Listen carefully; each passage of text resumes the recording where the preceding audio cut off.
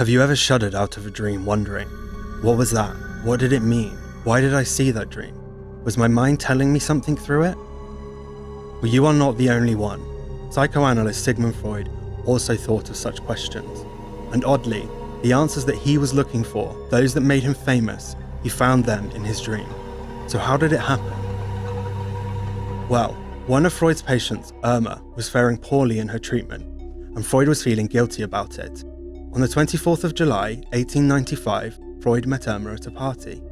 And whilst examining her, a chemical formula for a drug flashed before his eyes. He realised that he had not administered this drug to Irma, but his friend Otto had, and that too with an unclean injection. Just at that moment, Freud woke up to realise that this entire episode was merely a dream. Nevertheless, it relieved him of his guilt. Freud had secretly desired to successfully treat Irma, and that desire was fulfilled in his dream, which showed that her falling condition was another doctor's fault. After this, Freud went on to theorise that a major function of dreams is to fulfill our secret desires through visions that are specifically symbolic in nature. That is, the meaning and interpretation of these symbols is entirely dependent on the dreamer's personal context. For example, an elephant appearing in a zookeeper's dream would hold a different meaning than an elephant in a 5-year-old boy's dream, whose favourite toy could be a stuffed toy elephant. Carl Gustav Jung, another famous psychiatrist, however, differed with Freud's theory. Jung proposed that not all dream symbols are specific to the dreamer. Some have universal meanings. He called such symbols archetypes. To understand what some of the major archetypes are, I need you to imagine that you are in a dream.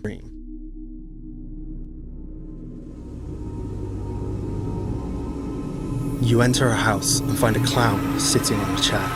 You don't understand why, but you feel like this clown is actually you. This clown represents your persona, the mask you wear in society, or the image you present of yourself to the world.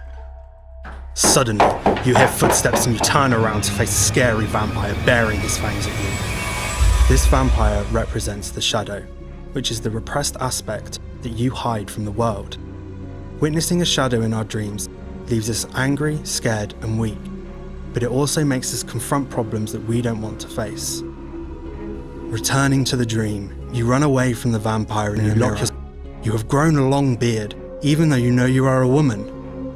The beard represents the animus aspect of yourself. The animus or the anima represents the qualities associated with the opposite gender. Witnessing them in a dream implies there is a need to embrace the traits of the opposite gender. Traditionally for females, embracing the masculine side could mean being more assertive or aggressive, whilst for males, it could represent the need to express and articulate bottled up emotions.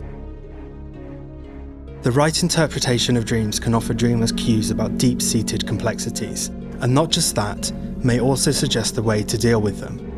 So, the next time you dream, know that it is not just nonsense in your head, but your wise and conscious mind giving you wisdom to improve your life. So, keep dreaming.